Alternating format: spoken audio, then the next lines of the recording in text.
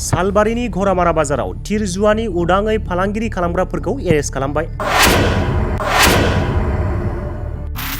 मकिबुल रहमान मुंनि सासे दुथां माफियाखौ एरेस्ट खालामनो हायो। सालबारियाव थिर जुवा फानग्रा आरो सिखाव खावनाय थावनि फालांगिरि माफियाखौ एरेस्ट। सिखाव खावनाय थावनि माखासे ड्रामफोर मोननो हादों।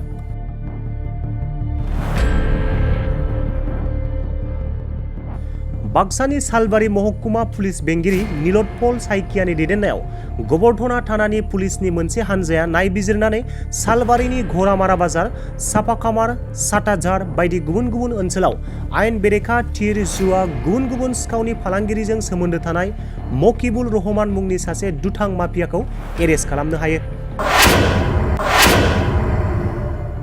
गोबर्धना पुलिस थानानि बेन्दोंआव थानाय बंसिबारि गामिनि मकिबुल रहमान मुंनि माफियाखौ गोबाव समनिफ्रायनो गुवार ओनसोल घरामारा बाजारजों लोगोसे गुबुन गुबुन जायगायाव थिर जुवाजों लोगोसे खावनाय थावनि आयेन बेरेखा खामानि मावबोबाय थादोंमोन।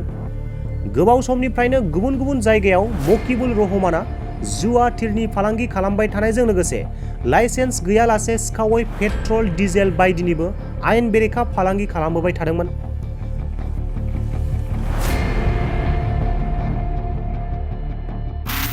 पुलिसनि नायबिजिरनायाव मकिबुल रहमानखौ सिखावै पेट्रल, डिजेल लांलाय लाबोलाय खालामनाय आयेन बेरेखा गोबां बिबांनि मुवा बेसादजों लोगोसे पुलिसआ एरेस्ट खालामो।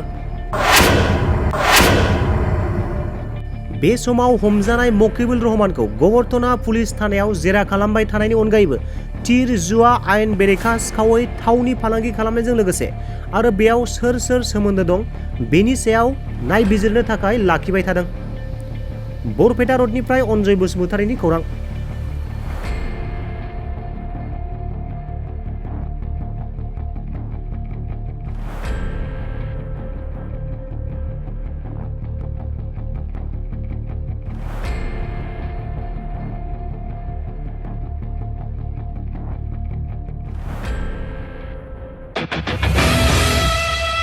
सेरफांगुरियाव बाजाज बाइक लानो गोसो गुदुं सुबुंफोरनि थाखाय गाहाम खौरां।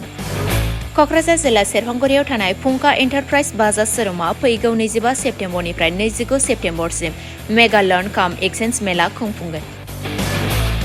बायगिरि नोंथांमोनखौ मिथिहोहरनाय जायोदि डाउन पेमेन्टआ आरसि इन्सुरेन्स लाफानानै 10,999 रांनिफ्रायनो जागायगोन आरो 500 रां होग्रोनानै गोसोबायदि बाइकखौ आवग्रिना दोननो हागोन। नोंथांमोनहा सेरफांगुरियाव थानाय फुंखा एन्टारप्राइज बाजाज शोरुमजों लोगोसे कुसुगाव फेस्टिभ आउटलेट आरो सराइबिल फेस्टिभ आउटलेट ब्रान्च शोरुमावबो खुंफुंजानाय मेगा लर्न काम एक्सचेन्ज मेलायाव फैनानै नोंथांनि लुबैनाय बाजाजनि बाइकखौ लांफैनो हागोन। बाजाजनि बाइक सालायनो मोजां मोनग्रा रायजो राजाफोरनो फुंखा एन्टारप्राइज बाजाज शोरुमआ लोगोसे मोजां अफारबो लाबोदों। बेफोरनो जाबाय 5 लिटार पेट्रल फ्रि, गंनै हेलमेट फ्रि, केस होनानै बायगिरिफोरनो 2,000 रां केसबेक हरफिननाय जागोन।